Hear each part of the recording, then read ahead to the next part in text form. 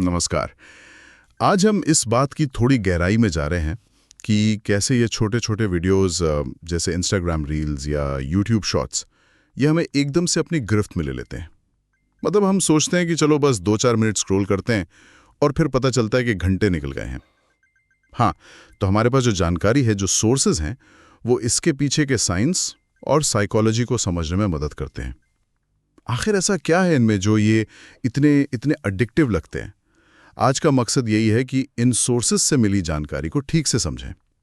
ये दिमाग पर क्या असर डालते हैं, हम क्यों बस स्क्रॉल करते ही जाते हैं और इसके क्या नतीजे हो सकते हैं। बिल्कुल। और ये आजकल एक बहुत ही आम सबका जाना पहचाना अनुभव बन गया है। और जैसा आपने कहा, सोर्सेज भी यही बताते हैं कि ये सिर्फ इच्छा शक्ति की कमी नहीं है, ये असल में हमारे दिमाग की केमिस्ट्री, उसके काम करने के तरीके से बहुत गहराई से जुड़ा हुआ मामला है। दिलचस्प। तो चलिए इसे थोड़ा और खोलते हैं। पहली बड़ी बात जो सामने आती है वो है डोपामाइन का रोल। जानकारी यही कहती है कि जब हम कोई नई इंटरेस्टिंग रील देखते हैं तो दिमाग में डोपामाइन रिलीज होता है। सही, हाँ बिल्कुल सही। और ये समझना जरूरी है कि ये वही न्यूरोट्रांसमीटर है जो हमें खुशी देता है, एक इनाम जैसा महसूस कराता है, चाहे वो मनपसंद खाना खाने से मिले या जैसे सोर्सेज बताते हैं कुछ एडिक्टिव एक्टिविटीज से।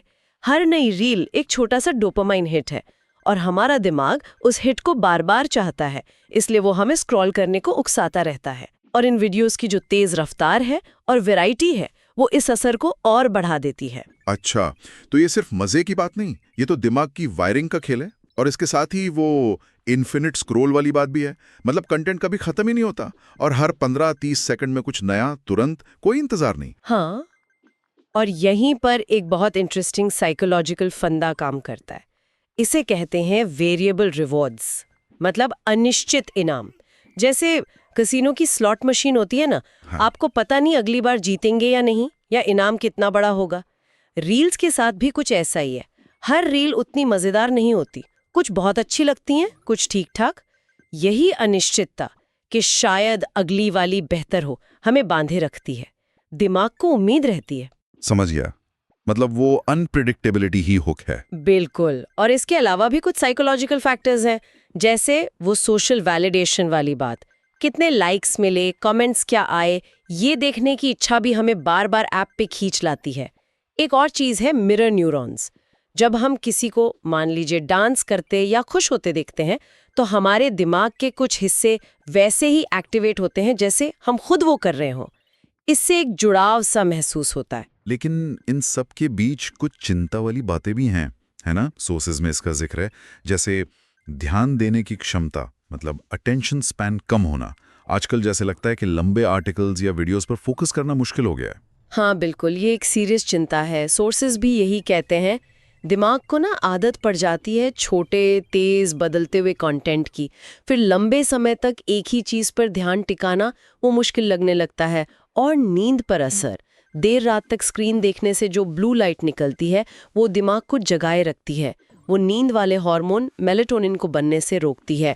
और फिर लगातार जो नया कंटेंट आ रहा है वो दिमाग को उत्तेजित रखता है, तो सोना मुश्किल हो जाता है। और मेंटल हेल्थ पर भी तो असर बारत होती है, जैसे वो तुलना करना या फोमो। हाँ, निश्चित रूप से।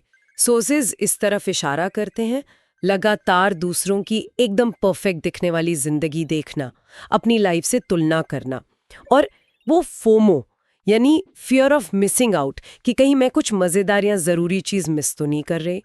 बॉडी इमेज इश्यूज भी, ये सब चिंताएं बढ़ सकती हैं। तो फिर सवाल उठता है कि क्या इसे मैनेज करने के, मतलब कंट्रोल करने के कुछ तरीके भी हैं? सोर्सेज कुछ बताते हैं इस बारे में? हाँ बिल्कुल, कुछ प्रैक्टिकल तरीके सुझाए गए हैं, जैसे ऐप यूसेज के लिए टाइम लिमिट सेट करना। आजकल फोन्स में ये डिजिटल वेलबीइंग या स्क्रीन टाइम जैसे फीचर्स होते हैं ना, उनका इस्तेमाल करना। ऐप टाइमर लगा लेना।